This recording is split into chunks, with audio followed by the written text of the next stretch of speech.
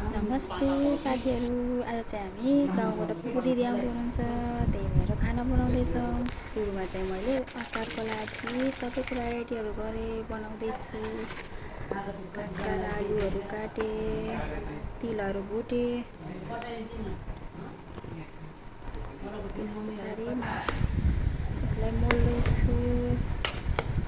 कस्तो हुन्छ अचार, आजको अचार मोल्दैछु म। साथीहरू गर्मी छ। त्यसपछि मैले मेथी तोरीको तेलमा मेथी पड्काएर हालेँ अचारमा। त्यसपछि मैले अचारलाई राम्रोसँग मोल्छु। मोलिसकेपछि यस्तो देखियो। खाँदा पनि टेस्टी थियो।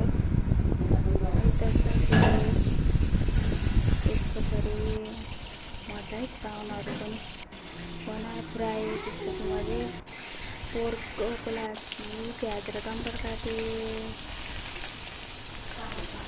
पोर्क ग्रेभी बनाउनको लागि म बनाउँदैछु पोर्क ग्रेभी बनाउँदैछु।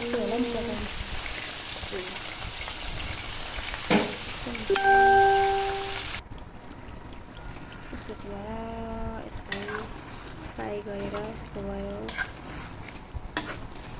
टमाटरहरू हालेँ, मसलाहरू हालेँ,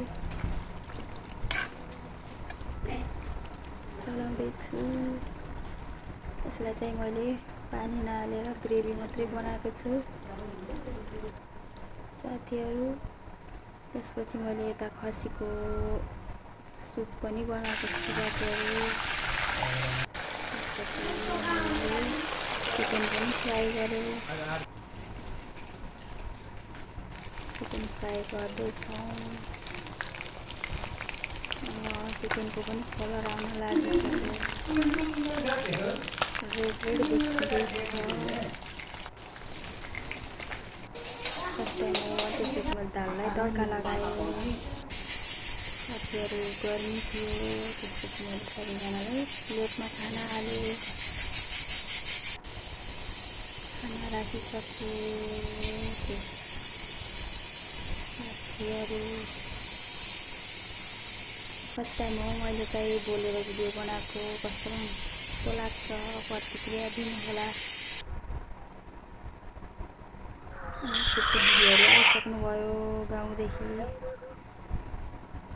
पुपू दिदीलाई हामीले खाना दिन लागिरहेको छौँ। त्यसपछि पुपू दिदीले हामीलाई चाहिँ भाडा ल्याइदिनु भएको रहेछ। गाउँबाट अर्ग्यानिक सब्जीहरू ल्याइदिनु भएको रहेछ। फर्सीको मन्टाहरू ल्याइदिनु भएको रहेछ कति धेरै। अनि हरियो मकै पनि ल्याइदिनु भएको थियो। कति धेरै ल्याइदिनु भएको हरियो मकै। Thank you पुपू।